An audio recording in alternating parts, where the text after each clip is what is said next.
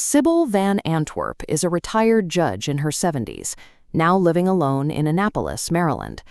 After a distinguished career in the law and a divorce, her daily life is defined by the quiet of an empty house. She is losing her sight, but her most significant burden is invisible. For decades, she has carried the unresolved grief of her son Gilbert's death, a loss that occurred when he was only 8 years old. In a culture that prioritizes the speed of a text message, the slow, complex inner lives of the elderly are often pushed to the periphery. The digital default makes it easy for someone like Sybil to feel they have simply vanished from the social fabric. Sybil describes this period as the winter season of her life.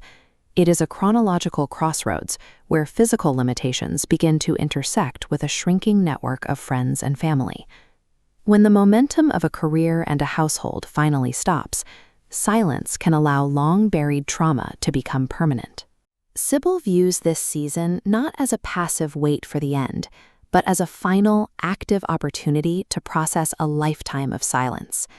To counter this isolation, Sybil sits at her desk for several hours every day.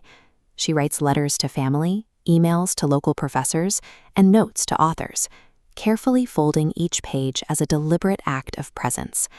These are intentional reaches for connection. She believes that the practice of correspondence is an original form of human civility, a way to ensure that neither the sender nor the receiver remains truly alone. By committing her thoughts to a permanent medium, Sybil creates a psychological lifeline. This daily ritual becomes the engine for her own emotional survival. Her network starts with those closest to her brother in France and her childhood friend Rosalie. These are the anchors that provide a baseline of shared history. For decades, Sybil and Rosalie have ended every exchange with a specific ritual. Sybil shares her current book and asks, "What are you reading?" This shared intellectual curiosity acts as a stabilizer. It gives them a neutral, engaging topic to return to when the weight of aging or memory becomes too heavy to discuss directly. Even lifelong bonds require this kind of deliberate, structured maintenance. Without it, the individual can easily slip into total isolation, even when they have people who care about them. Beyond her family, Sybil builds an outer circle of unlikely contacts. She writes to a young boy, a local gardening club, and even an immigrant customer service representative. Sybil finds she can be more unvarnished and vulnerable with these strangers. Because they don't know her history or her professional reputation, she can speak about her grief without the fear of being managed or pitied. Interacting with these peripheral lives provides a necessary distance.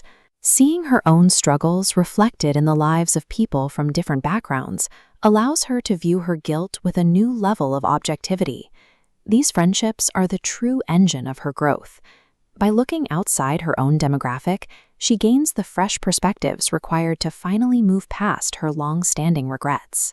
To sustain these connections, Sybil uses a practical 3-step formula that anyone can replicate. The first step is to use a thank you as a frictionless entry point. Whether it's for a small kindness or a previous letter, gratitude removes the awkwardness of reaching out. Next, she ensures she answers every question the other person asked. Finally, she mandates asking a new question of her own, passing the baton back to keep the conversation moving. This structure creates what she calls a never-ending circuit of curiosity. It is a perpetual motion machine of human contact that prevents a correspondence from ever going cold. Over 10 years, this process of writing and receiving thousands of letters changes Sybil. She begins the story as a peevish, isolated retiree and ends it as a woman capable of profound hope and forgiveness. By projecting genuine interest onto a stranger, she gives that person a sense of being seen and valued. She makes their life feel significant through the simple act of listening. This focus acts as a mirror.